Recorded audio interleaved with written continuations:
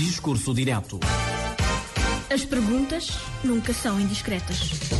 As respostas, às vezes, são. Discurso direto.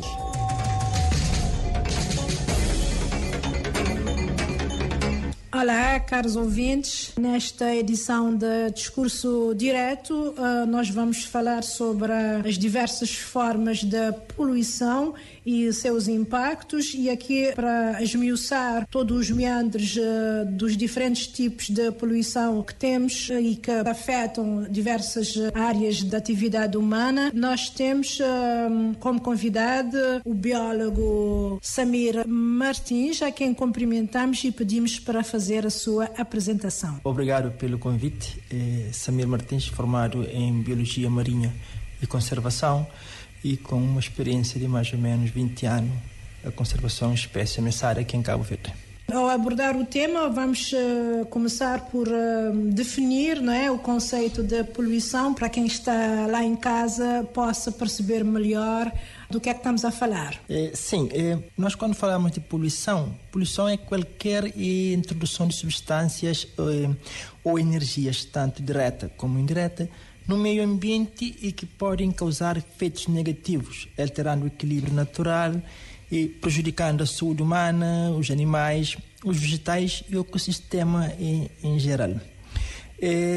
Normalmente, agentes de poluição nós chamamos de poluentes, que pode ser de natureza química, biológica, ou apresentar-se em forma de energia. Por exemplo, nós temos, às vezes, quando tem excesso de calor, podemos também dizer que é poluição, tem poluição sonora, também poluição, e também temos a poluição visual.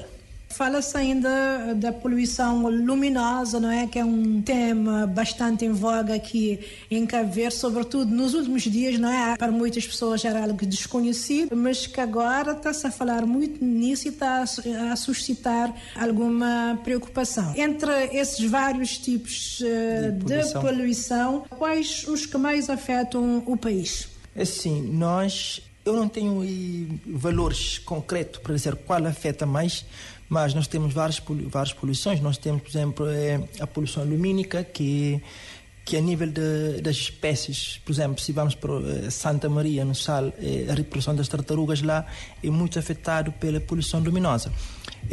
Agora, há poucos dias falámos do caso de Ilha da Brava, que aquele impacto que estava a causar nas aves marinhas. Nós também temos poluição do ar, por exemplo, partículas que estão no ar, tóxicos, que podem afetar. Temos poluição da água, por exemplo, com os despejos de esgotos não tratados, contaminação por químico. Temos problemas dos lixos que vêm do mar, que nós também pomos no mar. Temos resíduos sólidos. Muitas vezes, há contaminação por pesticidas, que há quem usa de forma descontrolada na agricultura, que acaba causando impactos adversos.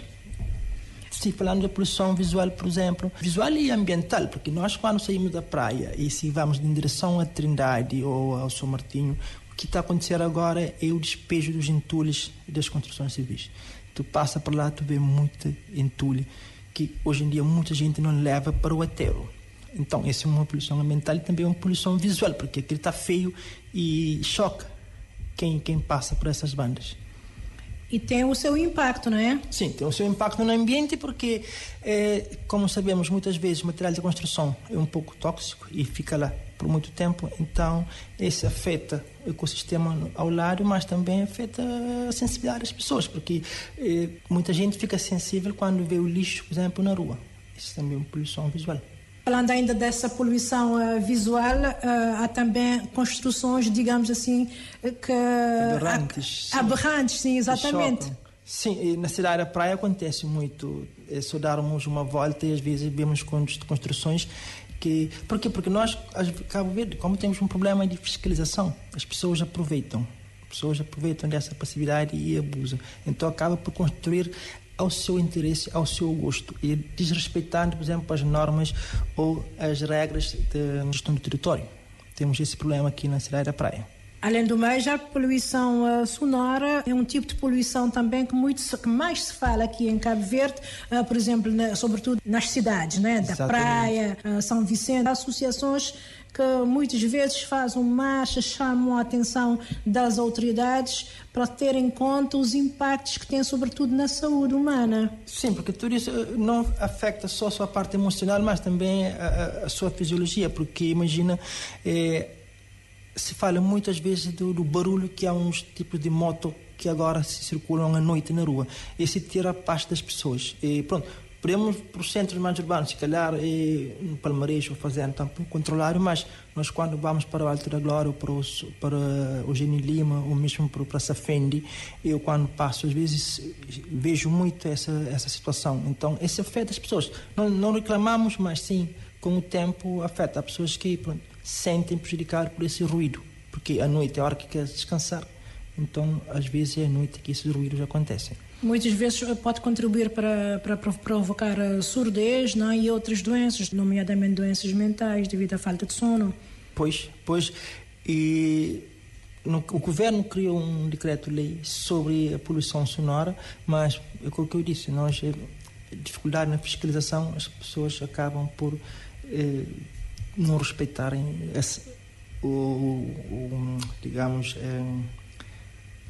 não respeitar o direito dos outros, porque você está a incomodar as outras pessoas que não é bem para a saúde. Falando da poluição sonora, creio eu, em abril de 2023, o país comemorou pela primeira vez o Dia Internacional da Consciencialização sobre a poluição sonora. Nessa altura falou-se da necessidade de se ter mapa ruído como um instrumento que serve para auxiliar o controle da redução da poluição sonora, não é? E também auxilia as autoridades na tomada de decisões. Não sei se pode avançar alguma informação sobre esse mapa ruído, se já existe, está a funcionar. Não, infelizmente não sei, mas pronto, agora fica um trabalho de casa para mim que eu posso procurar. Mas é importante que continuemos com a sensibilização, porque mesmo com criando legislações que proíba ou que disciplina as pessoas, se não há uma sensibilização das pessoas, quase não terá efeito, porque tudo isso depende muito da sensibilidade das pessoas que provocam esses ruídos. Também falou-se na implementação de sonômetros, aparelhos que medem o nível, os decibéis, né, o nível de som, e também que serve para apoiar o governo no licenciamento das atividades de lazer, digamos assim, que contribuem ou não para aumentar o nível de poluição sonora. Naquele decreto-lei que foi criado, aí tem um nível o volume de decibéis que deve ser emitido dentro do parâmetro normal. Mas, claro, sim, por exemplo, quando há uma autorização para abrir um espaço noturno, por exemplo, com sons, os estudos de impacto ambiental devem levar esses fatores em consideração. Eu acho que uma vez aqui na Char Santo Antônio havia na escola, não sei se é a escola técnica Pedro Gomes, penso que havia um aparelho para registrar esse nível de ruído, mas não lembro muito bem. Trata-se de um instrumento bastante importante de apoio, portanto, na tomada de decisões. Além da poluição sonora, outros tipos de poluição estão contemplados na legislação cabo-verdiana? Sim. Mesmo, por exemplo, agora há pouco o governo aprovou a lei, o decreto-lei sobre o descarte, o uso de plásticos de utilidade única. Esse também foi um grande avanço para reduzir a poluição, porque faz-nos reduzir o uso de plásticos. E nós todos sabemos a história do problema que o plástico tem no ambiente e na vida das pessoas. Falamos de plástico e se vamos para o microplástico, e agora se fala muito do microplástico no ambiente, no oceano, e há estudos com o pessoal da Universidade Técnica do Atlântico no Mindelo e mesmo também na UNCV, que mostraram que há concentração de microplástico no peixe que nós consumimos. Então isso é preocupante, porque acaba também entrar no nosso organismo. Pode ser uma lei boa, mas como parece, no país nós temos um problema de reciclagem dos resíduos sólidos e isso pode afetar também o ambiente, e há necessidade aí de termos essa reciclagem para diminuir a quantidade de resíduos sólidos no meio ambiente, nomeadamente o plástico, não é? Exato, é diminuir esse uso, também se calhar é aumentar a fiscalização da entrada desses produtos, porque também se reduzimos a entrada ou se controlamos a entrada, ajuda bastante. Mas também há uns que vêm do oceano, que vêm com as correntes, que esse já é difícil de nós controlarmos. Por exemplo, há um tempo atrás, a Biosfera em São Vicente fez um levantamento de origem dos lixos que chegam à Ilha Santa Luzia, e parece que vieram de muitos países. Então, esse é difícil de controlar. Nós podemos controlar aqui dentro, sem as pessoas, mas o que entra já é um desafio mais de controlar para nós. Continuamos a falar ainda sobre os impactos, sobretudo no agravamento da emergência climática, não é? Portanto, as mudanças climáticas é algo que já não se pode negar, as evidências se sentem, há evidências um pouco por todo o lado. Gostaria que nos falasse um pouco desses impactos no quesito mudança climática. Sim, por exemplo, nós com o aumento da temperatura, consequentemente haverá mais libertação de gases de efeito de estufa para o ambiente, que isso afeta o ecossistema, afeta a vida dos animais e a saúde pública. Nós temos de perda de ecossistema também. Isso afetará também toda a biodiversidade e a cadeia trófica que está a seguir. Temos impacto na saúde humana, principalmente com doenças respiratórias. Com libertação de gases, nós também podemos ter mais problemas com doenças respiratórias infecciosas. E com a subida do nível do mar, isso também acaba acontecendo maior erosão e maior lixiviação para o oceano. Tudo isso com impactos secundários na biodiversidade e nas pessoas. Gostaria também de saber se há impacto, ao nível da libertação do carbono, se contribui para o aumento da temperatura que tanto se fala. Sim, porque o que está acontecendo é que o carbono atmosférico, o carbono liberta com mais quantidade e se aquece mais. E depois, os animais que absorvem o carbono com acidificação, por exemplo, têm dificuldade na captar ou absorver mais carbonos. Por isso é que o governo está procurando medidas para reduzir esses impactos. Utilizou um termo técnico que é acidificação. Eu gostaria de que tentasse traduzir isso para quem está lá em casa, que muitas vezes não está muito familiarizado com esse termo, não é? Quando estamos a falar de acidificação, estamos a falar de quê? Ok, quando estamos a falar de acidificação, significa que a água fica mais ácida, menos oxigênio dissolvido na água. Isso tem muito impacto no que tange, por exemplo, a respiração das espécies marinhas, por exemplo. E afetando isso, por exemplo, animais, por exemplo, tubarões. Tubarões usam muito sinais elétricos. A água mais acidificada dificulta, porque comunica, localiza. Então, havendo esse problema, difícil consegue comunicar ou fazer a sua necessidade fisiológica ou mesmo o seu processo fisiológico dentro de uma acidez acima do normal. Poucas espécies conseguem habitar nesses ambientes e são espécies normalmente que não têm um valor comercial dentro da pesca, e isso pode traduzir num efeito grave, negativo com a pesca. Por exemplo, nós damos exemplo da água-viva. Aquela medusa que está lá, ela vive em um ambiente com pouco oxigênio e muito acidificado. E ele não tem predador. Bom, tem predador que é as tartarugas, por isso devemos conservar as tartarugas. Então, onde ela está, não haverá a concentração de peixe é muito baixo. E isso o que faz? Afeta a pesca. Então, aí há um aspecto negativo. Quando fala que, portanto, o predador da água-viva são as tartarugas, não é? Quer dizer que as tartarugas absorvem ou consomem a água-viva? As tartarugas, especialmente a tartaruga de couro, alimenta quase que exclusiva de água-viva. Então, o que ele faz? Ele controla essa população. O aumento da temperatura faz com que há uma maior concentração de água-vivas. E as tartarugas sendo o principal predador, pode controlar essa população. Então aí nós vemos o balanço, o equilíbrio, a vantagem de conservar as tartarugas, entende? Para a manutenção e de um melhor equilíbrio no ambiente.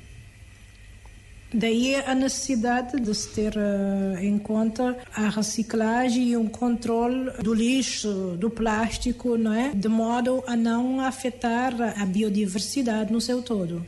Tudo isto e mais também é apostar muito nas energias renováveis, para reduzir as emissões do carbono na atmosfera. E é isto que o governo tem implementado na sua política de eficiência energética, que assumiu um compromisso que, por exemplo, mais ou menos até 2030, o país quer que pelo menos a penetração de energias renováveis atinja mais ou menos 52% da sua eficiência. E também reduzir o consumo de combustíveis fósseis. E nós podemos ver agora que há muitos carros elétricos nas nossas cidades. Essa é uma aposta do governo.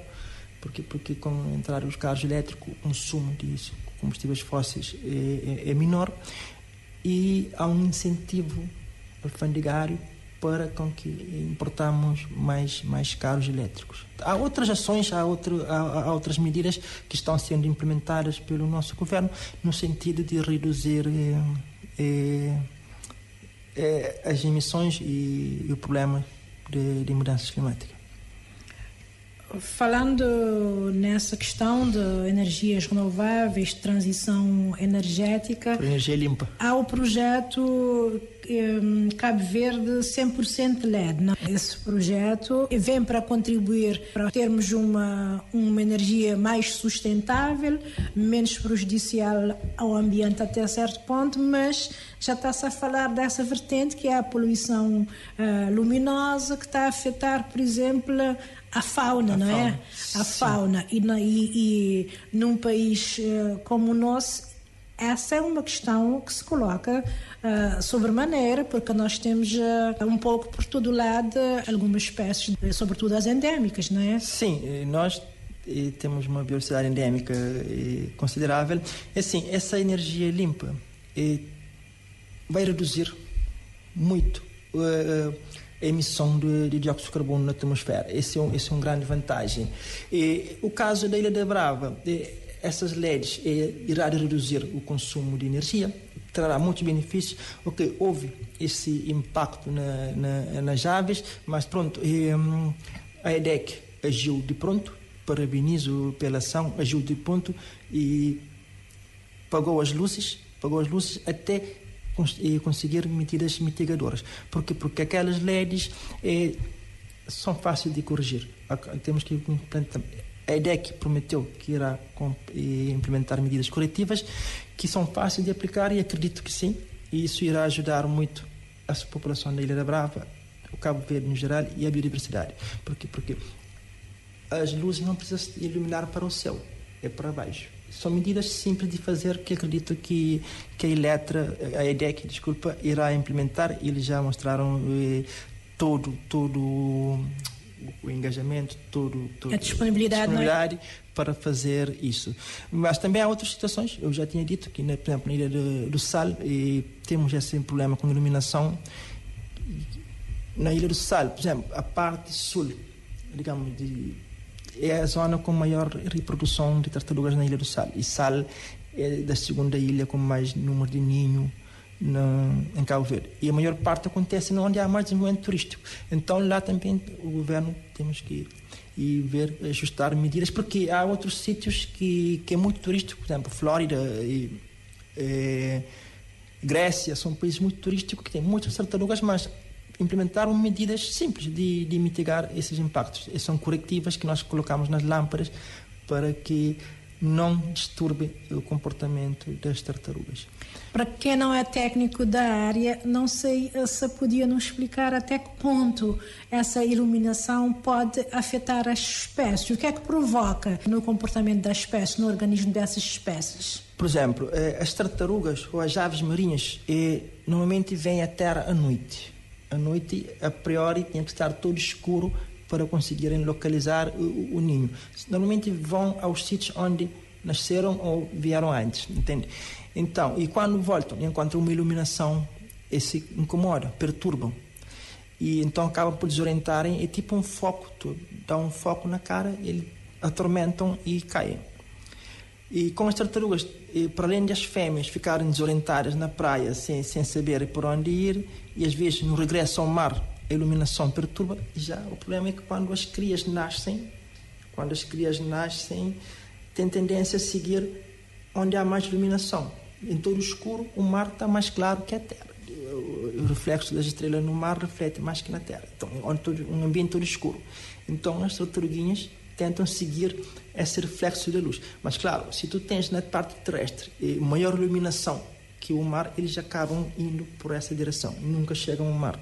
Então, temos que... Algumas medidas estão sendo feitas, por exemplo, no Sal, temos colocado viveiro e esses ninhos, quando nascem, colocamos junto à água para ir para o mar. Mas é uma situação que não tem que ser feita ao longo prazo. Nós temos que criar medidas e essa iluminação diminuí-la ou colocar para outra direção na época de reprodução, ou então criar outra estratégia que não causem impacto quando nós não estamos presentes. Mas esses projetos vão ser implementados, esse projeto Cabo Verde 100% LED, não é? Vai ser implementado em todo o país. O concurso vai ser lançado brevemente. Não há estudos de impacto ambiental antes da implementação desses projetos. Neste caso, por exemplo, na Brava, antes da substituição das lâmpadas de mercúrio, não é? Não se podia, por exemplo, prevenir esta situação para que não... há estudo, mas nós estamos sempre a aprender, entende? Às vezes tu pensas que uma coisa é assim, mas depois na prática pode acontecer outro. Mas com esse acontecimento na Brava, acredito que esses estudos irão ser melhorados, porque também, por exemplo, o projeto Vitor tem estado a colocar GPS nas aves marinhas para ver a sua rota. Às vezes, uma espécie pode nidificar no centro da ilha, mas tu não conheces a rota que ela faz para chegar ao ninho. Com esses GPS tu vê a rota. Então, agora nós podemos juntar junto com esses estudos de impacto ambiental e dizer, olha, por aqui há uma rota das aves, então aqui temos que ver como fazemos. É questão de juntarmos todos nós e dentro dos estudos de impacto ambiental, propor melhores soluções onde irão ser colocados estes LEDs e de que forma. Essa é uma questão do governo. A IDEC? A IDEC conjuntamente devem ter em conta e certamente tentar, através da cooperação internacional, ter mais, digamos assim, interação com outros cientistas de outras paragens, não é? Não, mesmo conosco, é o que eu disse. Nós, por exemplo, o projeto Vitor tem estado a colocar muitos aparelhos GPS para ver a rota migratória. Então, é sentar e ver esses dados, né? Ver esses dados, ver a rota das aves, conhecer onde estão a identificar essas aves também, e aí, nesses estudos de impacto ambiental, propor melhores medidas. Não quer dizer que o outro está a varar. Nós vamos aprendendo com as coisas e com os resultados que vão acontecendo. Mas também falando de iluminação, também há um outro problema que é aqueles cabos de distribuição de média tensão que vão para o interior. Por exemplo, vimos que na Boa Vista e no Santo Antão esses cabos têm causado mortalidade do abutre do Egito. É uma espécie que praticamente está quase a extinguir, e nós, nos censos que fazemos à volta dessas linhas de eletricidade, vimos que estavam causando impacto em algumas espécies com eletrocução, porque essas linhas também necessitam ser corrigidas. Portanto, vivendo e aprendendo, não é? Sim, vivendo e aprendendo, e como eu disse, com os resultados. Houve essa mortalidade de aves, pronto, aprendemos, agora vamos corrigir. E é assim que o IDEC disse, e acredito que é assim que eles vão fazer para melhorar. Porque o governo está a apostar numa melhor eficiência energética, numa energia limpa, e isso, energia limpa, também quer dizer menos impacto na biodiversidade e na saúde das pessoas. E para isso é necessário estudos. É necessário estudos, é necessário ouvir as pessoas também é muito importante, às vezes também ouvir o conhecimento tradicional, porque às vezes nós não levamos em conta essas informações, mas é importante que levamos esses estudos, esses conhecimentos para melhorar a maior eficiência energética. Exatamente. Não sei se tem alguma coisa a nos dizer sobre as medidas de adaptação e de mitigação com soluções em setores de alto impacto e melhoria do acesso a recursos. Se tem mais alguma coisa a acrescentar? Não, eu gostaria de acrescentar e apelar. Eu gostaria mais de apelar às pessoas lá em casa que a poluição não depende, o combate à poluição não dependerá só do governo ou das organizações não governamentais que estão no terreno a trabalhar. Depende muito também da sensibilidade das pessoas lá em casa. E um apelo que eu faço é que todos nós devemos ajudar uns aos outros no combate a essa poluição, porque no final de contas acaba afetando a nossa saúde também. E também deixo uma mensagem pela rádio, que é um meio de comunicação que também nos ajude a transmitir essas informações lá em casa, para que tenhamos cada vez mais uma energia mais limpa e um ambiente mais saudável. Exatamente. Pode também nos falar um pouco sobre as políticas para tornar o ar, a terra e o mar mais limpos. Portanto, se tem alguma ideia a nos avançar. Bom, assim, pronto, a estratégia ou a política de eficiência energética que o governo escreveu, lá tem escrito direitinhas mais ou menos as ações ou as estratégias para termos um ambiente mais limpa e com maior eficiência energética. Num país onde a parte económica, a parte financeira é muito importante, não é? Um país de parcos recursos, muitas vezes os ganhos do ponto de vista ambiental não saltam à vista. Como fazer para que os decisores possam perceber melhor os ganhos que se pode ter quando se adota medidas mais sustentáveis, medidas mais amigas do ambiente? Bom, muitas ações não têm não vê um resultado a curto prazo. É preciso, às vezes, a longo prazo para ver os benefícios. Mas, pelo menos na saúde pública, nós, por exemplo, quando fazemos uma limpeza de uma ribeira, pronto, para além da saúde pública, de estarmos a respirar melhor, o impacto visual que deixa é melhor. Então, aí está, que eu acho que são ações de curto prazo, mas pronto, também há ações de longo prazo. Por exemplo, a questão dos plásticos ou das mudanças climáticas não é um assunto que se faz em 1 ano ou 2 anos. Vamos levar tempo. Mesmo esta eficiência energética, Cabo Verde tem outras prioridades com a saúde e a educação, e então vamos passo a passo. Hoje em dia tu vê cada vez mais carros elétricos, mas se calhar daqui em 2030 o governo já disse que a ideia é reduzir para metade o uso de substâncias fósseis. Falando desses carros elétricos, há que ver com um pé atrás, portanto, a proliferação desses carros. Dizem que não confiam muito na origem do combustível que é utilizado para sustentar os carros, não é? Se efetivamente não se trata se é ou não uma energia fóssil. Bom, eu não sou expert em energias fósseis. Há prós e contras. Há muito contra, porque carros elétricos continuam a usar substâncias fósseis. Para carregar um carro elétrico tens que ter combustível no posto para poder carregar. Então continua a usar substâncias fósseis. As baterias, muitas vezes a extração do lítio para a produção dessas baterias também tem causas ambientais e saúde pública, nas minas onde são removidas. Depois, o que se faz com essas baterias? Daqui a mais para frente. Mas pronto, são debates que nós vamos debatendo e melhorando as coisas. As energias renováveis muitas vezes, portanto, têm como matéria-prima recursos naturais, não é? Não se pode colocar a questão de uma exploração, uma sobreexploração desses recursos, uma exploração massiva que pode pôr em causa também essa sustentabilidade dessas matérias. Sim, a exploração é massiva, porque, por exemplo, em todo o mundo usa esses carros elétricos para alimentá-los a uma exploração massiva. Mas também nós temos que ver, por exemplo, a energia eólica. A energia eólica e a energia solar. E aqui estamos a apostar muito na energia solar. Nós temos aí aquelas turbinas da cabo eólica que têm gerado muita eficiência energética.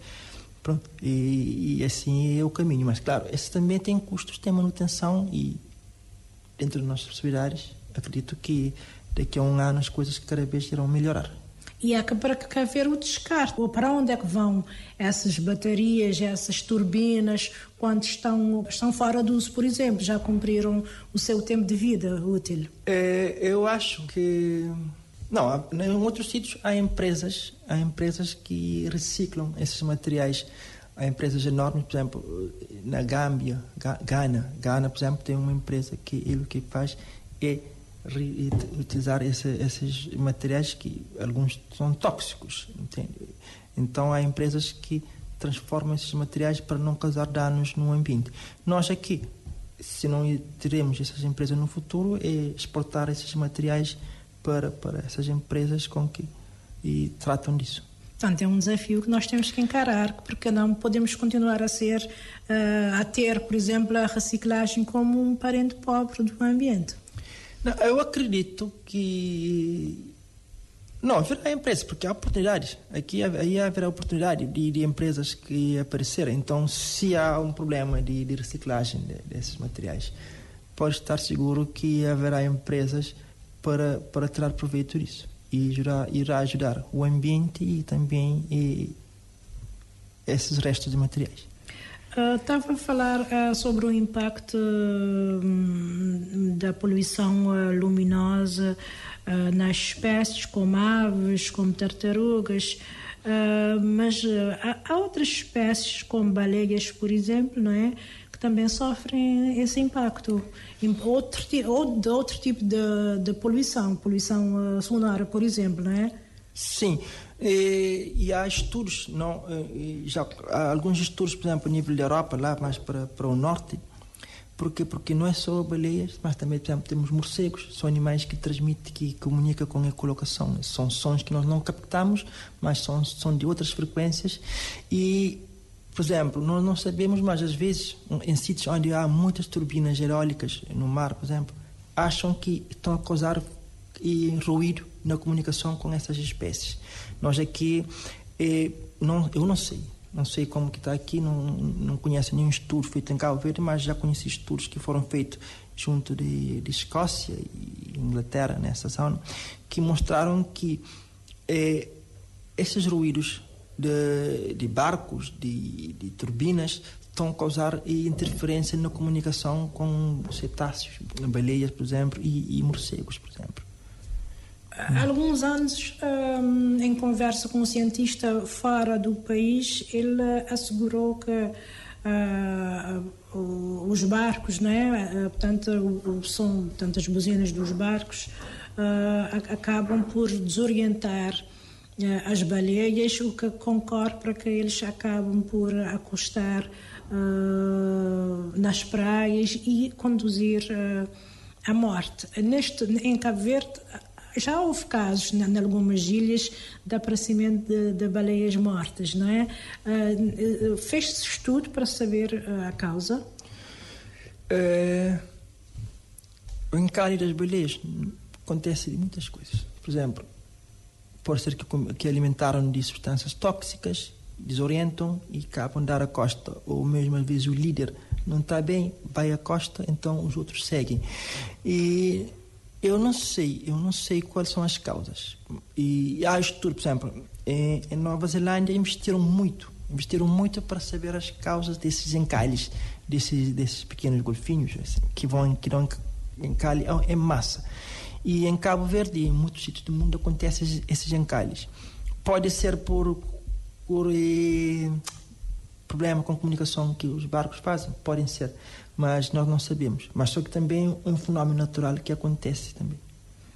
Falou do líder, da liderança dessas baleias. Então, nós podemos dizer que eles funcionam como carneiros, não é? Na terra, onde, portanto, um segue o outro. Sim. Não, esses animais são fiéis. São fiéis e, normalmente, têm tendência a seguir um líder. Estão organizados. E organizados seguem um líder e, às vezes, o líder é o mais velho. E os mais velhos, às vezes, com problema de saúde. Então, se vai para a costa, os outros têm tendência a seguir. Enquanto o líder não voltar para o mar ou para o largo, eles continuam lá. E por isso que às vezes tu chega e encontram em Cali em massa. Muitas vezes há pessoas que sugerem que quando... Eu não estou a recomendar ninguém em casa para fazer isso, mas que se quando tu tira o líder ou, digamos, matar o líder, eles têm tendência a ir para o mar aberto. Eu já tive na Boa Vista uma vez, tive um encalhe enorme, 164 ou 3 golfinhos, e nós mandávamos para o mar, mandávamos para a água, levávamos, mas depois voltavam todos e já no fim da tarde acabaram todos na praia. Mesmo e não sabemos o que foi. E acredito que aquilo não era poluição por barcos ou ruídos. Samir Martins tem alguma larga experiência no meio marinho, não é? Nós aqui em Cabo Verde, em que zonas, já que nós temos uma biodiversidade assim mais rica e que carece de alguma proteção? Pode-nos apontar? Eu diria que o Cabo Verde no geral. Cabo Verde no geral e as áreas protegidas. Por isso que lá são áreas protegidas, lá há uma concentração importante da biodiversidade que necessita ser protegida e tudo mais. Mas também temos sítios, mesmo dentro da cidade, há sítios dentro da cidade que são importantes para a conservação. Por exemplo, nós temos garça vermelha que estão muito mais próximos junto das comunidades, das pessoas, entende? Que é uma espécie praticamente endémica de Cabo Verde, de Santiago. Então, dizer onde há mais, ou a ilha com mais... Sim, há ilhas com mais recursos pesqueiros, por exemplo. Se vamos para a ilha da Boa Vista do Maio ou Santa Luzia, lá concentram mais pesca devido a mesmo a orografia da ilha. São ilhas planas com plataforma continental mais largas que ajuda a concentração de peixe. Mas bom, temos ilhas, por exemplo, que a nível das vegetais, por exemplo, Santo Antão é rica em espécie endêmica a nível de plantas. A Ilha do Fogo, o vulcão do Fogo em si, são zonas importantes. Mas as áreas protegidas, aí sim, são zonas muito importantes para a conservação das espécies, tanto vegetais como animais. Mas falando das áreas protegidas, as marinhas, ao que parece, são as que são menos, digamos assim, conservadas, não é? As marinhas... Não, o nosso problema é, como eu disse, nós temos a fiscalização. Cabo Verde é um país arquipelágico, fiscalizar toda a costa é um bocadinho desafio. Com questão de embarcações, nós temos problemas com transporte, e imagina agora com embarcações para fiscalizar, que tem um custo enorme. Mas as áreas protegidas começaram com parte terrestres. Sim, começaram com parte terrestre, mais na vegetação e tudo mais. Nós temos o Parque Natural de Serra Malagueta, o Monte Gordo, assim. Mas hoje em dia há cada vez mais áreas marinhas protegidas, por exemplo, na Boa Vista, no Maio e tudo mais, e que há muitas ações. Há muitas ações à volta dessas áreas. Por exemplo, há um projeto interessante que é o Guardião do Mar, que começou na Ilha do Maio e que agora está em quase todas as ilhas, que é os pescadores que estão a proteger. Os pescadores estão a trazer informações. Porquê? Porque no mar, o mar é largo, nós não estamos toda hora no mar. Os pescadores estão lá constantemente, então eles vão notando tudo. As espécies, a ocorrência das espécies, tipo nós que chamamos megafauna, baleia, tubarões, tartarugas, etc. Eles também registram infrações. São anónimos, eles registram infrações. Eles, quando vê um barco a pescar de forma ilegal, eles tomam essa informação. E essas informações, juntando, dá orientações, sugerem medidas para atuarmos de forma mais eficiente. vê-se que estes pescadores são capacitados para denunciar essas más práticas e casos de poluição, como já aconteceu, não é? Aqui em Cabo Verde, deles mesmos alertarem as associações dessas más práticas. No caso da Brava, quem encontrou essas aves mortas foram os pescadores. Sim. Há uma capacitação, e disponibilidade de materiais, capacitação em termos de conhecer as espécies, de como atuar, como agir, e disponibilidade de materiais de segurança, materiais de recolha da amostra, materiais de toma de dados, tudo isso para nos ajudarem muito. E quando são eles a fazerem esse trabalho, já digamos que estamos a fazer duas vezes. É a sensibilização, que eles já começam a sensibilizar os demais e eles agirem na proteção, entende? E essas informações ajudam o governo, o Ministério do Ambiente a implementar melhores estratégias, melhores medidas, porque tu sabe o que está a acontecer e tudo graças a eles. Exatamente. Eu sei também que Samir Martins é coautor de um livro, não é? Sobre as zonas úmidas de Cabo Verde. Nessas zonas úmidas, portanto, temos artificiais, temos naturais. Tem deparado com casos do estudo daquilo que tem observado ao longo das suas pesquisas. Sim. Há casos de poluição? Há casos, nós podemos, por exemplo, ir até Lagoa de Pedra Badijo. Lagoa de Pedra Badijo, há duas lagoas, uma lagoinha, uma lagoa grande. A lagoinha recebia a água que vem de Ribeira Seca. E a Lagoa Grande recebia a água que vem de Ribeira dos Picos. Só que aconteceu um bom tempo atrás, com as construções das estradas, deitaram entulhos na Lagoa Grande e quase está a desaparecer essa lagoa. E a lagoinha, o que está a acontecer é que agricultores que usam aquela zona fizeram uma estrada que cruza a lagoinha, estrada com entulhos de construção, que é tóxico, e está a interferir na alimentação dessa lagoa. E outra coisa é que às vezes deitam óleos queimados na lagoa com o intuito de combater a poluição por a proliferação de mosquitos. Então, aí sim há poluição e que necessitam medidas urgentes para conservá-las. Essas lagoas são lagoas de proteção internacional, pertencem à Convenção de Ramsar. Então, são sítios importantes para as aves migratórias e tudo mais e necessita de intervenção. Esse tipo de poluição que tem causas antrópicas, não é? Causas derivado digamos assim, das más práticas provocadas pelo homem, e põe em risco as zonas úmidas. As espécies, as aves também podem até fugir, não é? Mesmo para as pessoas, porque imagina, tu estás a deitar óleo queimado nas lagoas e há pessoas que, por exemplo, pescam pequenos peixes dentro dessas lagoas e esse pode causar impacto na saúde pública. Tu alimentam desses peixes que estão contaminados com óleo, pode ser prejudicado. E há espécies que é muito importante para o serviço ecossistêmico que está lá e que será prejudicado. Por exemplo, digo das ervas marinhas. Ervas marinhas, e nós estamos a ver agora o seu valor no serviço que ele tem pelo combate a mudanças climáticas, porque ele é um sistema que capta carbono com muita eficiência.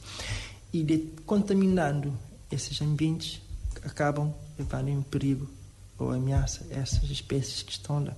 Muitas espécies vão reproduzindo nessas baías, nessas lagoas, porque são zonas abrigadas, protegidas, para que os peixes cresçam. E quando nós poluímos isso, então estamos a distribuir um ecossistema importante. Na reta final do nosso programa, é caso para dizer que muita sensibilização e capacitação precisa, não é? Ao lado da fiscalização.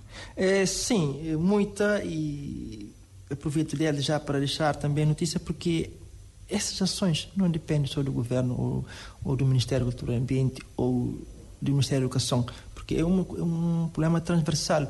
São os municípios, são as pessoas lá em casa sensibilizem-se com isso e pronto, para termos um melhor ambiente. Exatamente, e assim estamos a concluir a grande entrevista desta edição de Discurso Direto. Estamos gratos pela sua preferência. Contamos trazer na próxima edição um outro convidado para abordar uma outra questão da atualidade. Nos acompanhe sempre. Obrigado. Discurso Direto. As perguntas nunca são indiscretas. As respostas, às vezes, são. Discurso Direto.